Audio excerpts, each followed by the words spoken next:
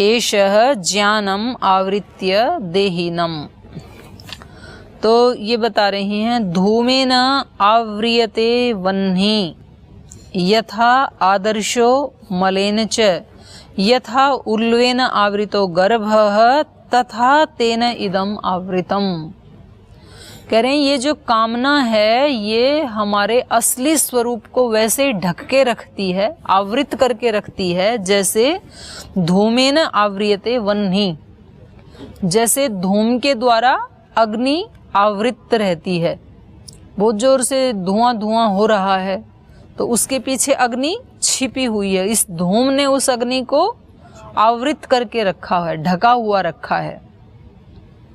तो धुएं से जैसे वह्नि आवृत रहती है। आदर्शो यथा मलेन च, और जैसे शीशे के ऊपर बहुत गर्दा जम जाए, धूल जम जाए, तो फिर उसमें चेहरा दिखाई नहीं देगा, तस्वीर दिखाई नहीं देगी उसमें। तो उस धूल ने क्या कर दिया, उसका जो एक चमकता हुआ स्वरूप था पारदर्शी, उसको उसने ढक दिया, असली स्वरूप को ढक दिया उसने। आदर्श कहते हैं शीशे को, दर्पण को। यथा आदर्शो मलेन, जैसे आदर्श मल से ढका है, धूल से ढका हुआ है। यथा उल्वेन आवृतो गर्भः, जैसे गर्भ जो है वो उल्व से, उल्व कहते हैं जेर को, एक झिल्ली होती है, बच्चा पैदा होता है ना, तो माँ के गर्भ में ईश्वर की ऐसी व्यवस्था है कि उस बच्चे के चारों तरफ एक कवच जैसे एक झिल्ली होती है वाइट, नहीं तो उसमें कुछ भी घुस जाएगा ना, तो उसमें घुसता नहीं है कुछ भी, केवल एक नाली से कनेक्शन होता है माँ की नाभि से, तो उससे उसके पोषण का उसको तत्व मिलते रहेंगे, उसको श्वास मिलता रहेगा माँ के श्वास से, माँ के खाने पीने से उसको खाना पीना मिलता रहेगा, लेकिन बाकी वो चारों तरफ से कवर होता है बच्चा। तो कहते हैं जैसे गर्भ उल्व के द्वारा आवृत होता है, झिल्ली से ढका रहता है, तथा वैसे ही तेन इदम आवृतम, तेन केन कामेन, काम और क्रोध दो बताए थे ना, तो उस कामना के द्वारा ये इस आत्मा का स्वरूप भी ढका रहता है। जब तक कामनाएं हैं हमारी तब तक हमारा असली स्वरूप हम नहीं जान सकते हैं। मेरा असली स्वरूप क्या है वो मैं जान ही नहीं सकता हूँ जब तक मेरे अंदर कामनाएं हैं।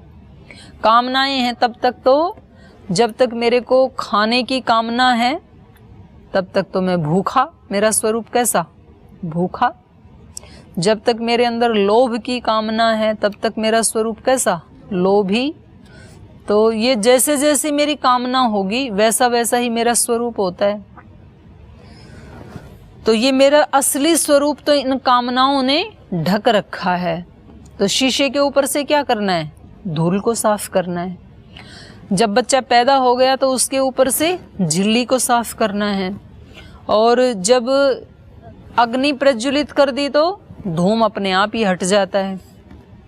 तो धूम को हटाना है, अग्नि को देखना है, तो अग्नि का यदि ठीक हमें सदुपयोग करना है तो ऐसे ही यदि हमें अपने स्वरूप को जानना है, आत्म स्वरूप को, तो क्या करना पड़ेगा, कामना का नाश।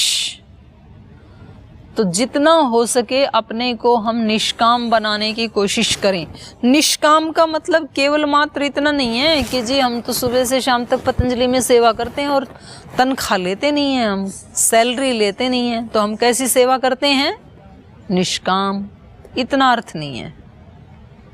निष्काम का मतलब क्या है कि मैं अपनी इच्छाएं किसी के ऊपर नहीं थोपता हूँ।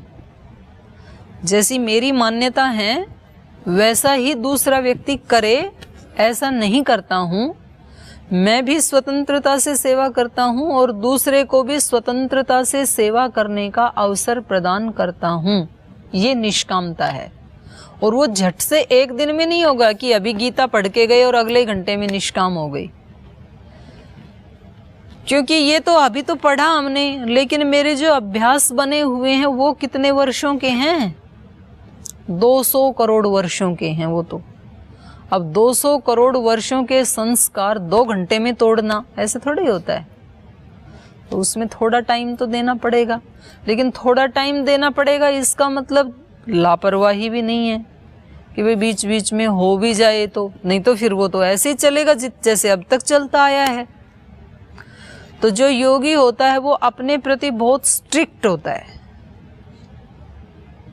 वो उदार नहीं होता। सामान्य व्यक्ति क्या होता है, दूसरे के प्रति अत्यंत स्ट्रिक्ट और अपने प्रति अत्यंत उदार।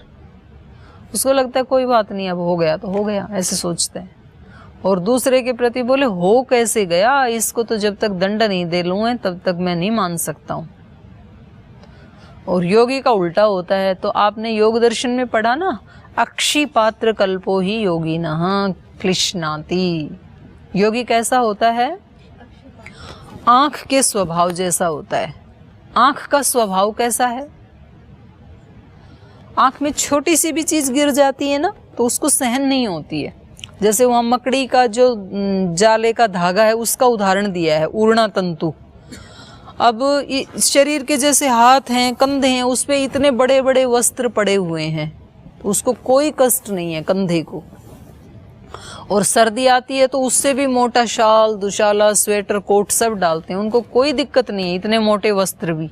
लेकिन आंख में यदि एक मकड़ी के जाले का तार भी लग जाए तो आंख को सहन नहीं होता है। जब तक उसको धो ना ले या उसको बाहर ना निकाल दे तब तक वो लाल होगी, पानी आएगा और व्यक्ति और दूसरे काम में नहीं लग सकता है। तो उसको छोटा सा दोष भी, एक इसी शरीर का तो अंग है ना आंख भी, पर एक अंग इतने असंवेदनशील हैं कि उस पे कितने मोटे मोटे तार पड़े हैं तो भी कोई परवाह नहीं है उसको। पड़े हैं ठीक है, पहन रखे हैं मोटे मोटे। और इसी शरीर का एक अंग ऐसा है कि जिसको छोटा सा धागा भी सहन नहीं होता है, उसको भी वो हटाना चाहता है, आंख। तो योगी कैसे होते हैं, आंख के स्वभाव जैसे होते हैं। वो अपने अंदर एक दोष को भी स्वीकार नहीं करना चाहते हैं कि मेरे अंदर इतना भी क्यों रहे, क्योंकि मेरा स्वरूप क्या है, नितांत शुद्ध है, दृष्टा दृश्य मात्र। आत्मा का स्वरूप क्या है, दृश्य मात्र है, उसमें कुछ भी मिक्सअप नहीं है, मात्र शब्द जोड़ा है वहां पे, तो मात्र विशुद्ध है वो।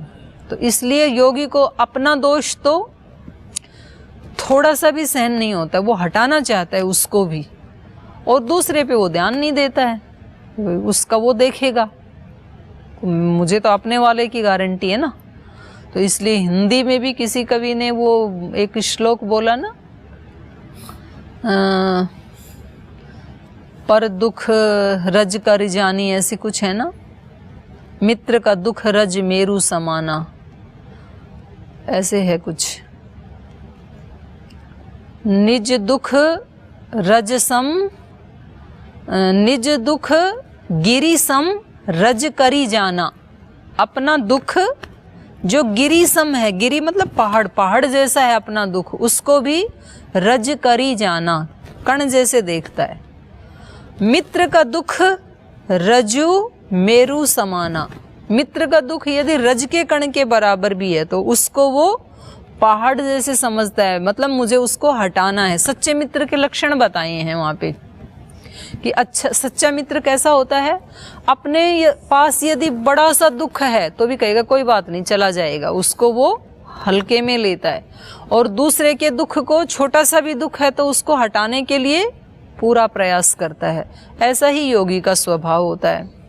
तो ये कह रहे हैं कि हमारा जो स्वरूप है वो किससे ढका हुआ है, काम और क्रोध से।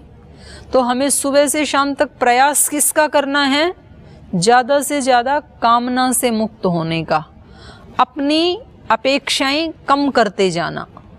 जितनी जितनी औरों से अपेक्षाएं हैं ना हमारी, पढ़ाने वाला ऐसा हो, खाना बनाने वाला ऐसा हो, सफाई करने वाला ऐसा हो, मेरे रूम में रहने वाला रूममेट ऐसा हो, मेरे साथी ऐसे हों, तो ये सारी क्या हैं हमारी, ये सारी हमारी कामनाएं हैं।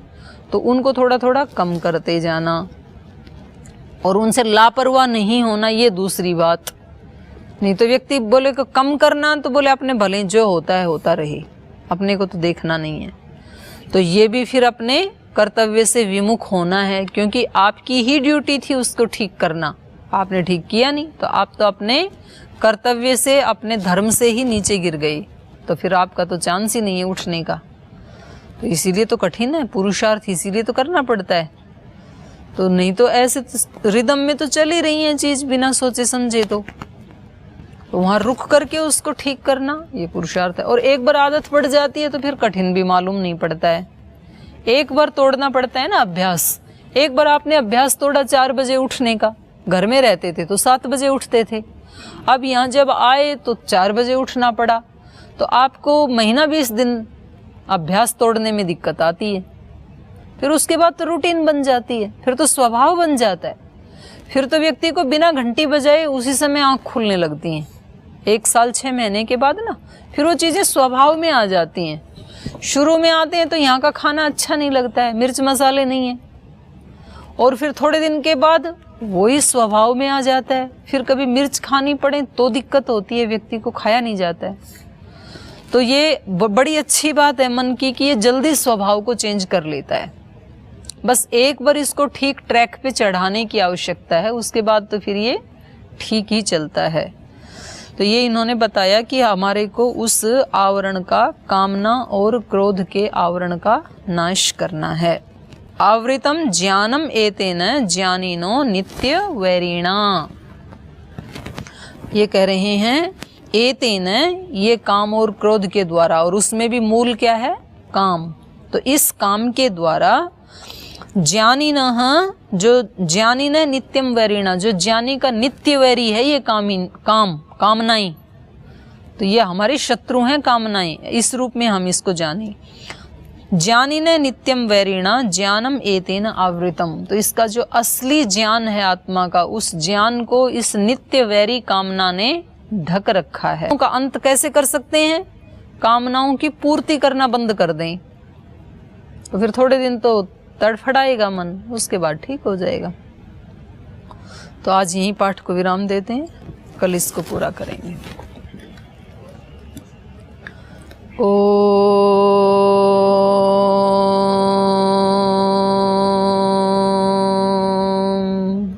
शांति शांति शांति। श्री गुरुभ्यो नमः।